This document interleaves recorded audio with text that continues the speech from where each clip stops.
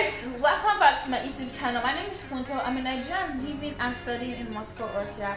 If this is your first time on my YouTube channel, if you are a returning subscriber, thank you so much for coming back. Thank you for always watching, commenting, liking, sharing.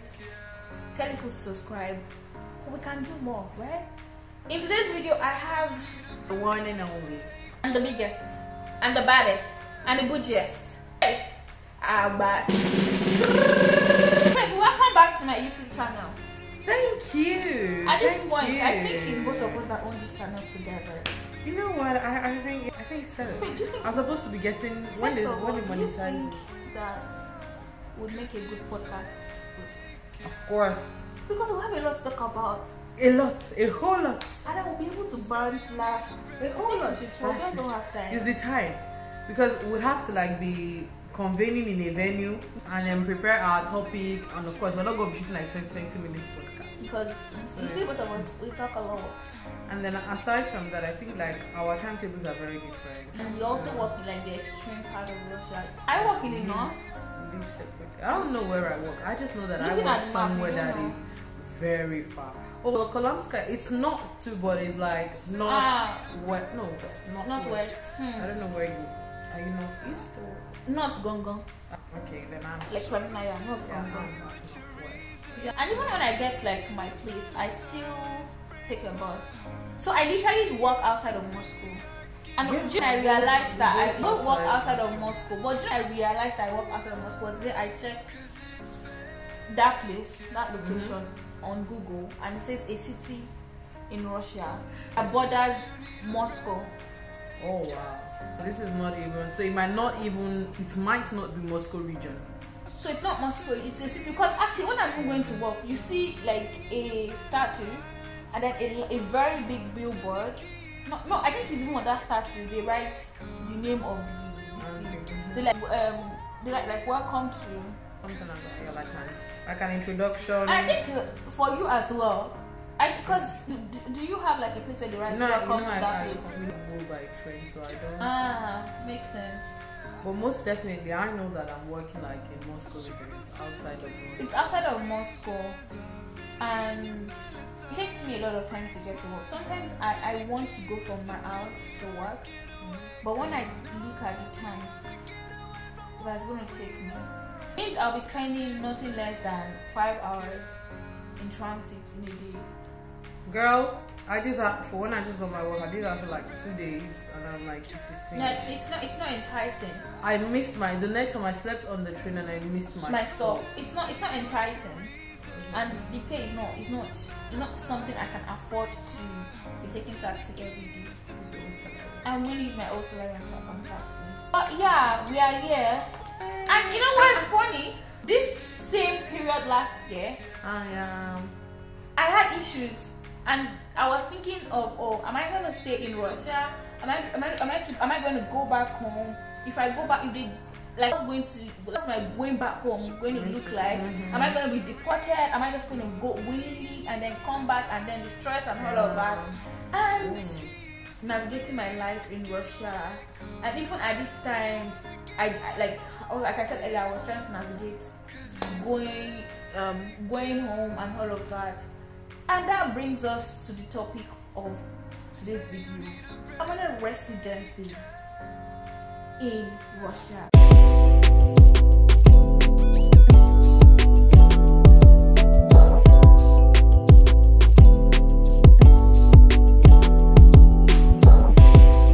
Because if I had permanent residency, I would not think of going. Nobody wants. I can still be deported, but there's going to be the decision will be a little bit lenient because I have a permanent residency. Then someone that's on student visa, seems like they can go down anyhow, right? I think for permanent residency, you start out by they confront you with like paying a fine. That's like that's the first especially thing. If it's not a crime that you have committed. Yeah. The first thing is they try to pay a fine. And I think it was like they issued that one for like 3 times. I think it's the third time that they will not tell you to go. I heard that it's 3 times. I have paid 1 fine already. You should have like 2 strikes. Well, one strike, please. Oh, you mean 2 strikes more? Left. Okay. Yeah.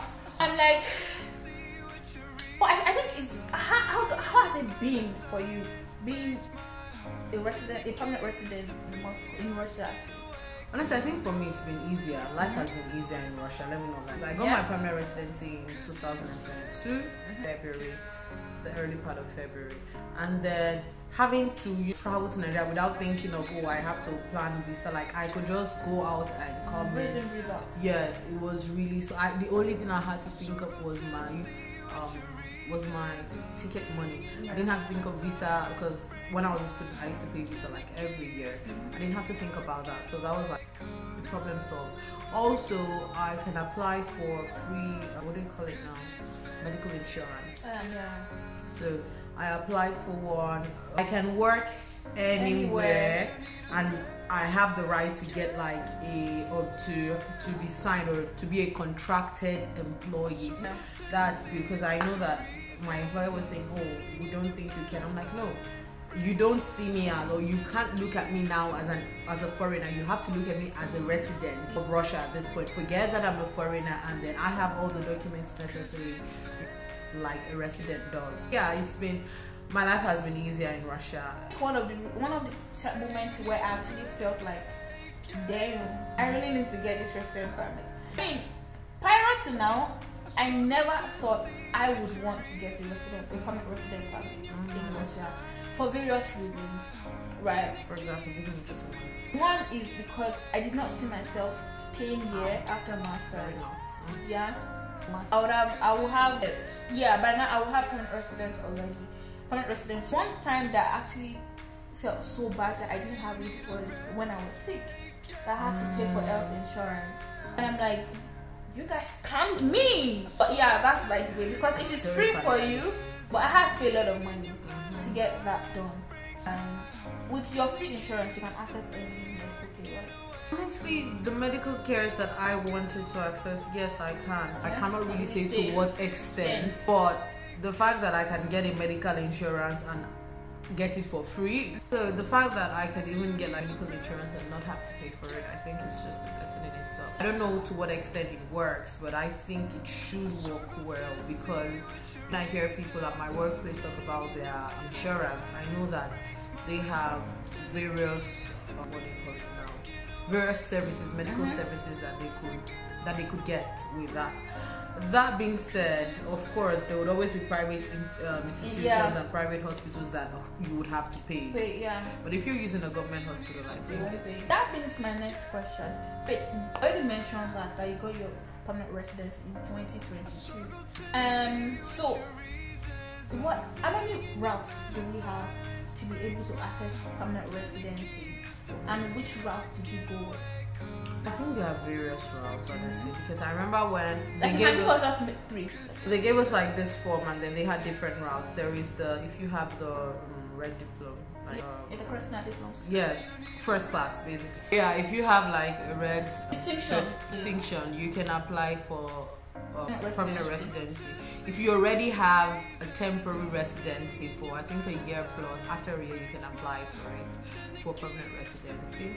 If you also belong to part of the Soviet Union, like surrounding, because I know a lot of my classmates, well, not like direct classmates, but students in medical school, they were using that route because some of them were from like Kyrgyzstan, Tajikistan, Turkmenistan, so those Soviet Union countries. You can, before applying for a passport, you can apply for Russian first. If it's marriage, if you marry someone that has permanent residency, you can apply for a permanent residency because my friend from Nigeria, her husband is also Nigerian, had permanent residency, but when she came, she started immediately from permanent residence because her husband had. That makes a lot of sense.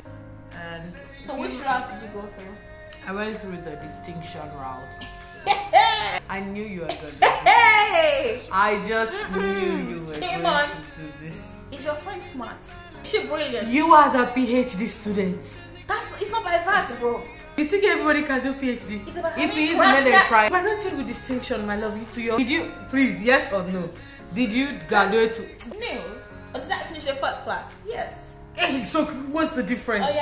Now first, can you kindly take us through the process that it takes for you to apply for permanent residency, the cost, required documents, maybe medical reports and all of those things. Just let us know what the whole thing. Oh, okay, sure. And I would probably interrupt in between to clarifications and all of that. So please.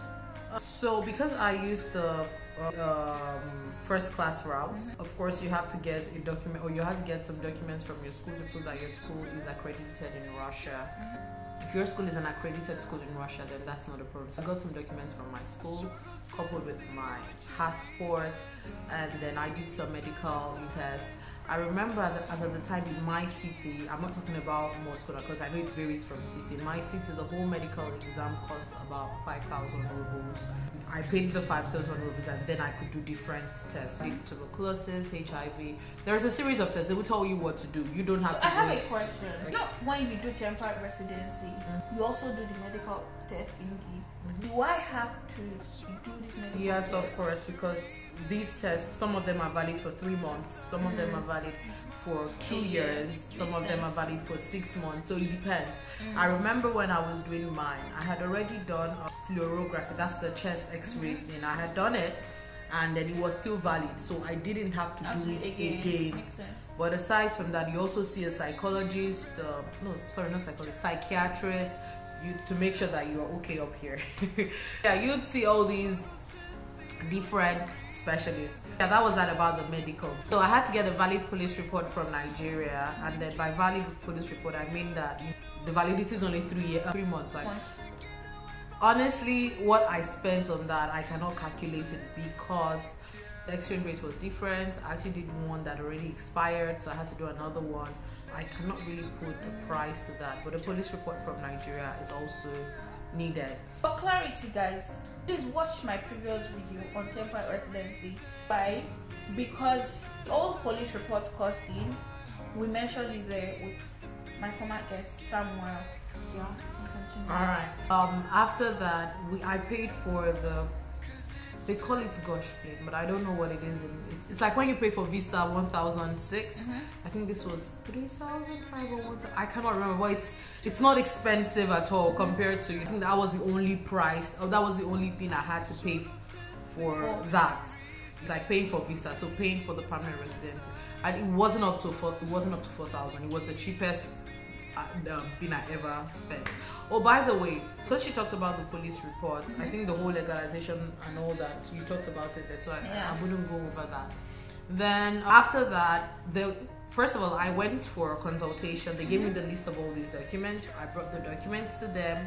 They accepted it. Also, passport translate, of course. Yeah. All these documents, I submitted it, and then they gave me like, what is Spraka in English? Certificate. To tell me to come back in 3 months.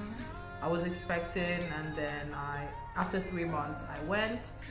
The first time I went, they said it wasn't ready, and then I went, I think like a week or 2 weeks later, and then it was ready. Apparently it was ready the following day. I went, for example, if I went today, it was like ready the following day, and I had to wait 2 weeks without knowing that it was ready. But anyway, so that was it. It was a very, very easy process. I think once you have all your documents, it's not something hard. There is nothing, they don't need you to do anything, they just need you to submit the documents and that's it. And I also think that if you have like this document while you are applying for your temporary residency, because you already have, I'm not sure, but I'm just thinking that because you already have like these documents in the system, do you have to? Also, I think for if you're applying from temporary to permanent residency, I don't think that you submit all these documents all over again. You might do the medicals all over again, of course. You might have to do a new police report, especially if you have left the country within that time. If you hadn't, I don't think so. I don't think you'd have to do another police report because you had done one already and then you have been in Russia, so you wouldn't need that.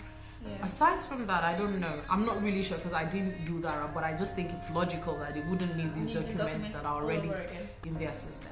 My next question is this. You already mentioned this earlier, right? About something you one of the benefits of having this thing. One of the reasons why you enjoy having like resident permit. Right. Unlike the temporary residency or RVPL to be precise, because like there are different temporary residency.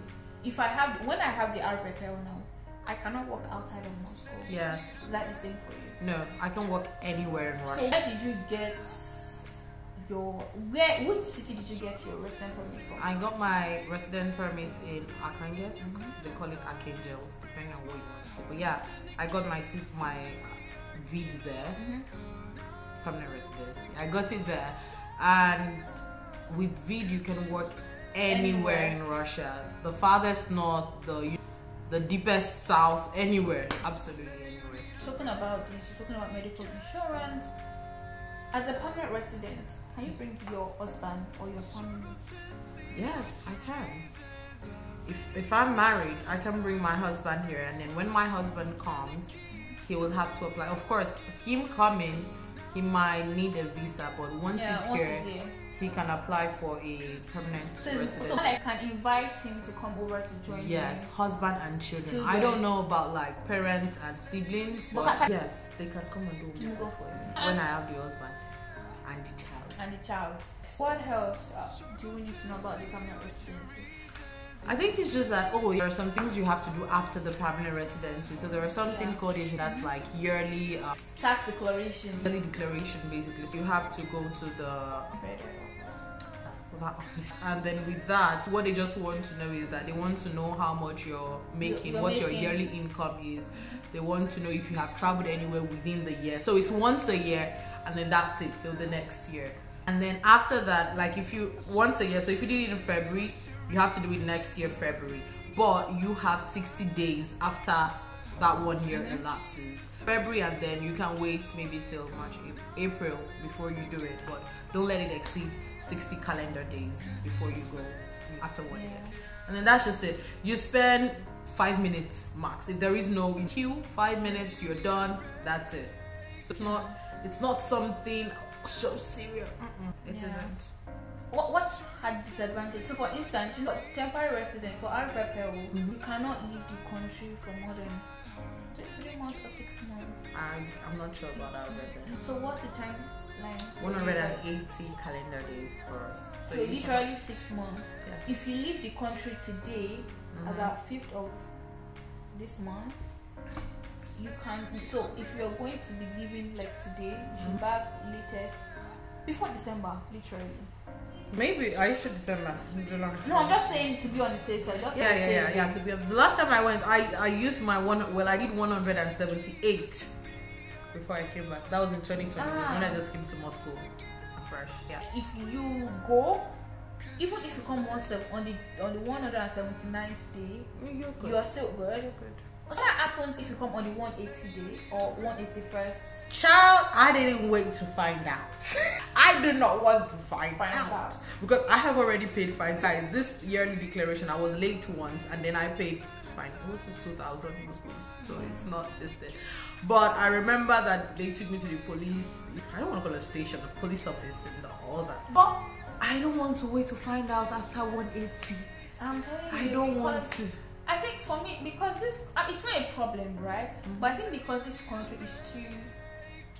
They are very strict by their rules, and you cannot say daddy please, uncle please, I'm your sister, I'm your brother. They don't know. You can't bribe them. They don't understand. You can't cajole them, and I think that makes me stressed. Especially that time when I had issue with my visa. At a point, I'm like, you guys know what? Do your worst. Yeah, sometimes it's just like that was at that point. I was at that point, and I'm like, do unto me what you want. Period, because I was just so tired. Because of course, money wasn't really the issue. Because even though I didn't have money, but that wasn't really my issue. My issue was the stress of going back to Nigeria, having to reapply for a visa. Because now when I applied for visa was like, I applied for express visa. It was like 50,000. That was then. Do you get? So right now. No, that's what I'm saying. Like, if I'd not gone back home that last year, somebody that came to paid over 100,000 rubles. And over 100,000 naira. And you were coming after summer, so definitely would have. Yeah, more than that. And then I think that it's easy to live in Russia. The only part that becomes hard is when you have to deal with the government. I'm telling you, they will frustrate you. Especially if you don't speak. In the full sense of frustration, you will be frustrated. No, actually, even think if you don't speak Russian, they can still. They don't. You speak Russian, Spanish, Togolese. They don't care. Literally, what we are saying is try and abide. So try and abide with rules that comes with staying and living in Russia and being a resident, a permanent resident living in Russia. And I think my final question would be this: what do you enjoy the most being a permanent resident in Russia? Like that thing that you say, well, and you say I'm a permanent resident, so there's any problem. I'm telling you, it has to be the visa, because visa really stressed my life in this place. I need to think every year, oh, my visa is almost expiring. Oh, bless her heart, I found this, my teachers in back in Ghana did registration for me for 3 years. I was gonna ask, but thank you that you mentioned that. How have you been doing your registration? Honestly, like, 3 years. It's good. I'm not even going, because the first time I told her that I wanted to get a passport, and she was like, how long? I'm like, oh, in 1 year I'll get the passport. So give me the first 1 year. It was free. Guys, I'm telling you, people pay handsomely for I'm talking about bulk money. They pay for registration. And then she was like, oh, I'll do it for you for free. The fear of falling into. So and then the reason why they pay for it, because there are risks involved. Basically, registration means if they are looking for you, who can they hold? Whose house? Where are they going to? If your landlord is doing that, it means that he's partly responsible for you in Russia. She did the first year. When it expired, I'm like, I wrote her, I'm like, ma'am, I haven't collected this passport, I need help. And then she was like, alright, fine. I was like, how long do you? I'm like, 3 years. I was like, oh. You have 3 years and it's free and you're happy with your life. I'm happy for you, to be honest, because like right now you can vex and carry their pali. If you're looking to come to Russia and get a resident permit to be able to also get citizenship, this is one route that you can go through. I would just advise you that if you're coming in as a student, focus on getting your hard repair first. So once you graduate, you can now get to apply for your resident permit within the 6 months of the extra stay after your studies. And that brings us to the end of today's video. That brings us to the end of today's video. And if you watch this video to this part and you learned 1 or 2 things and you see that this video can actually help you get your resident permit here in Russia, please like this video. Also share to your friends. Also subscribe, because I was checking my analytics this week and I realized that 92% of people watching my videos are not my subscribers. This is not fair, which also speaks to my subscribers as well. Please watch the videos too. It goes both ways. If you are watching, please subscribe. If you are subscribed, please watch. We should need them. Alright guys, see you guys in the next video. Bye.